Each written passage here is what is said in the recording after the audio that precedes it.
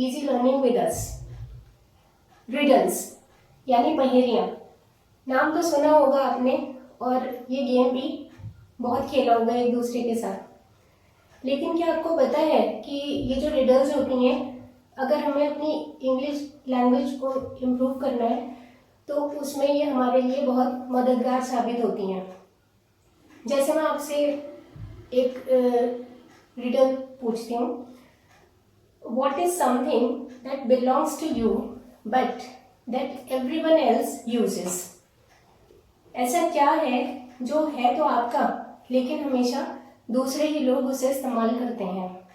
सोचे ज़रा, मैं आपको एक हिंट देती हूँ। It's not something you can see, touch or hold. Okay, the answer is your name. Your name is something that belongs to you alone, but everyone else uses it to refer to you. So, congratulations if you guessed it right. This sort of tricky question is what we call a riddle. It's a question or puzzle that encourages you to think differently and often has a funny, clever or unexpected answer. तो ये जो riddles होती हैं, ये आपको critically think करने में मदद करती हैं। A riddle forces you to be creative with language. For instance, जैसे कि मैंने आपसे अभी ये जो रिडल पूछी थी, this riddle shows that words like belong and use can have abstract meanings. They don't necessarily refer to concrete objects. जैसे कि इस रिडल में मैंने आपसे पूछा कि what is something that belongs to you but that everyone else uses. तो यहाँ ये जो belong और ये use, ये दो वर्ड्स का यूज हुआ है। यहाँ पर ये कॉन्क्रीट ऑब्जेक्ट्स के लिए ही ज़रूरी नहीं है कि इनका इस्तेमाल हो, इनका एब्स्ट्रैक्ट मीनिंग भी आ सकता है। सो riddles improve your vocabulary, encourage you to think critically and work as a team. It could be an interesting group activity. तो आइए कुछ रिडल्स हैं आपके लिए, देखते हैं कि आप उनके कितने सही आंसर कर पाते हैं। Which letter of the alphabet has the most water? Alphabet जो हमारे पास उसमें लेटर्स हैं, उनमें कौन सा लेटर है जिसमें सबसे ज़्यादा पानी होता है? तो सोचें आप, ABC, मुझे लगता है C is the correct answer, क्योंकि SEAC एक वर्ड है इंग्लिश में जिसका मीनिंग होता है समुद्र, सागर। तो यहाँ पर आप इसे अगर क्रिटिकली थिंक करते हैं तो आप करेक्ट आंसर तक पहुँच सकते हैं। Next is what word begins and ends with an E but only has one letter? कौन सा वर्ड है जो E लेटर से ही स्टार्ट होता है और E पर ही एंड होता है, लेकिन उसके अंदर बस एक ही लेटर आता है? अब अगर आप यहाँ गौर करें तो इसका करेक्ट आंसर होता है envelope.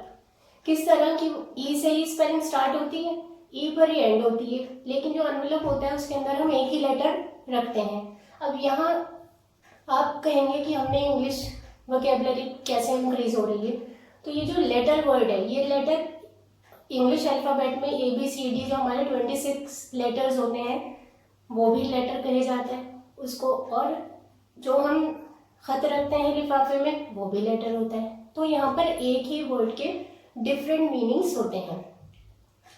Next is what 5 letter word becomes shorter when you add 2 letters to it? वो कौन सा 5 लेटर वर्ड है जो कि छोटा हो जाता है जब आप उसमें 2 लेटर्स और ऐड कर देते हैं?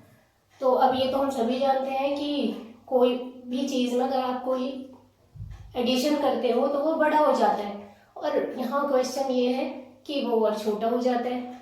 तो अगर आप इसे भी क्रिटिकली थिंक करें तो answer is short. Short means छोटा।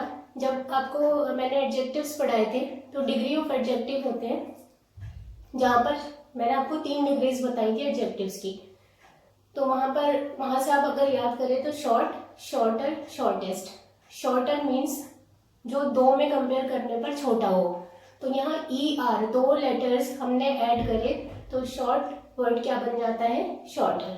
सो correct answer is short. Next is what occurs once in a minute, twice in a moment and never in 1000 years. वो क्या है जो मिनट में तो एक बार आता है, मोमेंट में 2 बार आता है, लेकिन 1000 ईयर्स में कभी नहीं आता। यहाँ भी अगर आप देखें तो मिनट की स्पेलिंग बनती है MINUTE मिनट, और मोमेंट की होती है MOMENT मोमेंट। तो मिनट में M एक बार आता है और मोमेंट में 2 बार आता है, और 1000 ईयर्स की स्पेलिंग आप देखें वहां पर M एक बार भी नहीं आता। तो इसका करेक्ट आंसर है letter M। And the last is what has a face and 2 hands but no arms and legs. वो क्या है जिसका एक फेस भी है, 2 हैंड्स भी है, लेकिन उसके आर्म्स और लेग्स नहीं है। तो इसका करेक्ट आंसर है क्लॉक। इसमें आप किस तरह से वोकैबुलरी इम्प्रूव कर सकते हैं कि जो घड़ी की सुइयां होती हैं उन्हें हैंड कहा जाता है। एक मिनट हैंड होती है और एक आवर हैंड होती है, और किसी किसी क्लॉक में एक सेकेंड हैंड भी होती है। तो यहाँ पर फेस, एक इंसान का भी फेस होता है और उसके भी हाथ होते हैं, और यहाँ हमने क्लॉक को कंपेयर करा है।